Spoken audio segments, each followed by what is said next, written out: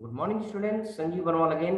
इस integral calculus के classes में आपको आगे लेके चलते हुए स्क्रीन पे आप क्वेश्चन नंबर 41 देख सकते हैं। ये पूछ रहा है कि we have integral over 0 to 2 pi greatest integer function sin x dx। यहाँ पे जो है ब्रैकेट के अंदर sin x है और हमें पता है कि sin x की जो वैल्यू होती है वो -1 से लेकर +1 के बीच लाई करती है।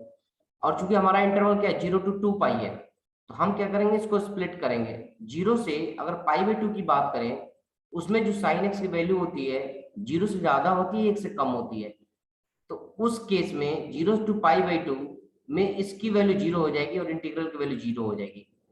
ऐसे करके जब हम π/2 से पाई में चलेंगे, उस समय भी sin x की जो वैल्यू होगी वो 0 से तो ज्यादा होगी और 1 से क्या होगी, कम होगी।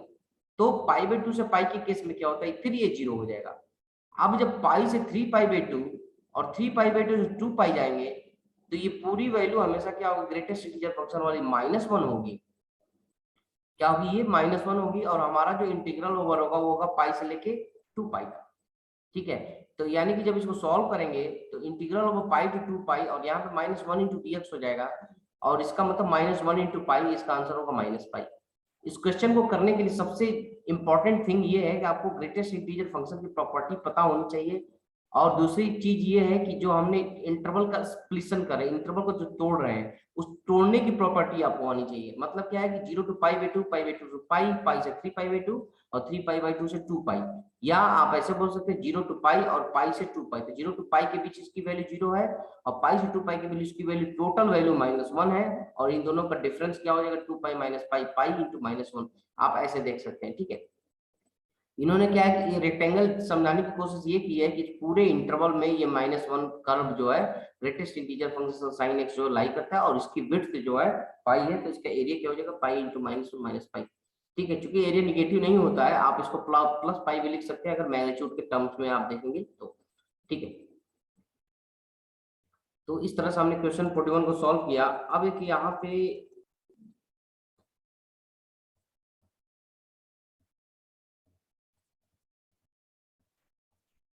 क्वेश्चन नंबर, ये देखिए,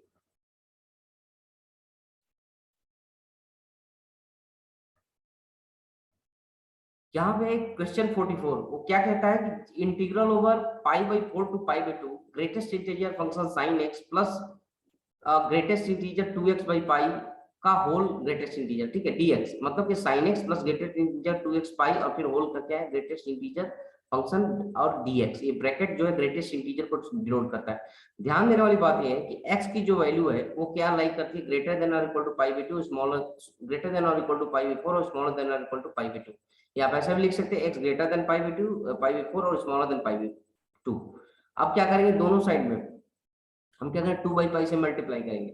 तो जब दोनों साइड में हम 2 बाई पाई से मल्टीप्लाई करेंगे, क्योंकि यहाँ पे देखिए 2x बाई पाई है। ठीक है, तो दोनों साइड में 2 बाई पाई से मल्टीप्लाई करेंगे तो यहाँ पे क्या हो जाएगा, 1/2 बचेगा और यहाँ पे क्या बचेगा, 1 बचेगा। यानी 2x बाई पाई की जो वैल्यू है वो क्या है, ग्रेटर देन 1/2 होगी और स्मॉलर देन 1 होगी। यानी इसकी वैल्यू जो है क्या, 1/2 से ज्यादा और 1 से कम होगी। अगर यहाँ पे दोनों साइड में ग्रेटेस्ट इंटीजर लगा दे, यानी कि क्या हो जाएगा, इसकी वैल्यू क्या हो जाएगी, ये 0 हो जाएगी। क्यों, क्योंकि जो एक से ज्यादा, एक 1/2 से ज्यादा और 1 से कम में जब ग्रेटेस्ट इंटीजर फंक्शन आता है तो उसकी वैल्यू क्या होती है, 0 हो जाती है।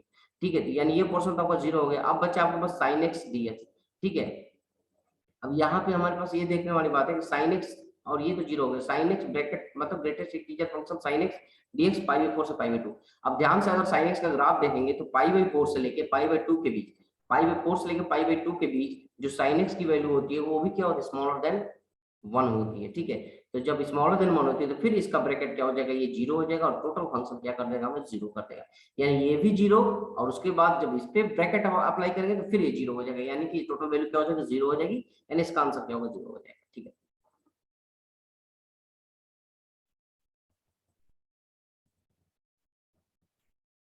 यहाँ पे क्वेश्चन 45 है। अब देखिएगा, इस क्वेश्चन को पूछ रहा है integral over 0 to 1 x d in bracket x minus this greatest integer function x।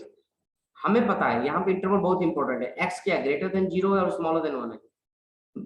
x क्या ग्रेटर देन 0 स्मॉलर देन 1 है, यानी कि इसका जो ग्रेटेस्ट इंटीग्रल इंटीजर होगा, फंक्शन होगा या इंटीग्रल वैल्यू होगी नियरेस्ट, जो कि वो भी होगी 0, ठीक है। तो यानी कि ये वैल्यू तो 0 हो गई, यानी x dx यहाँ बच जाएगा, और x ds को आप एक्सेस कर 2 पे फॉर्म में रख के क्या होगा, इसका आंसर क्या हो जाएगा, 1/2 हो जाएगा। तो मैं आशा करता हूँ ये वीडियो जो 3 क्वेश्चन है 41, 44 एंड 45, ये तीनों क्वेश्चन आपको समझ में आएंगे, जो कि इंटीग्रल और सम फंक्शन की प्रॉपर्टी पे डिपेंड करता है, यानी ग्रेटेस्ट इंटीजर फंक्शन का इसमें हमने यूज किया है। क्वेश्चन तभी हमें टफ लगता है जब हम उसके कॉन्सेप्ट को अगर नहीं समझ पाते। Greatest integer function, smallest integer function और ये आपका से फ्रैक्शनल पार्ट फंक्शन, ये ऐसे हैं कि अगर इनको आप एक बार इसके कॉन्सेप्ट को समझ ले तो फिर आपके जितने भी क्वेश्चन इसके बेस्ड होंगे आप इसको इजीली सॉल्व कर सकते हैं। एक प्रोवाइडेड है कि इसके बारे में, इस फंक्शन की प्रॉपर्टी के बारे में आपको आनी चाहिए, तभी ये क्वेश्चन आप इसका सॉल्व कर सकते हैं, नहीं तो बहुत डिफिकल्टी होगी इस क्वेश्चन को सॉल्व करने में, ठीक है। इस होप के साथ कि ये वीडियो आपको समझ में आया होगा। प्लीज मेरे चैनल को आप लाइक करें, सब्सक्राइब करें और ज्यादा से ज्यादा स्टूडेंट तक शेयर करें, तो वो भी इससे क्या बेनिफिट ले सके। और ऐसे वीडियो में बनाता रहूंगा, और नए नए क्वेश्चन के साथ, नए नए टॉपिक्स के साथ, नए नए कॉन्सेप्ट के साथ आपकी सेवा में हमेशा उपस्थित रहूंगा। Thank you, good day, bye bye.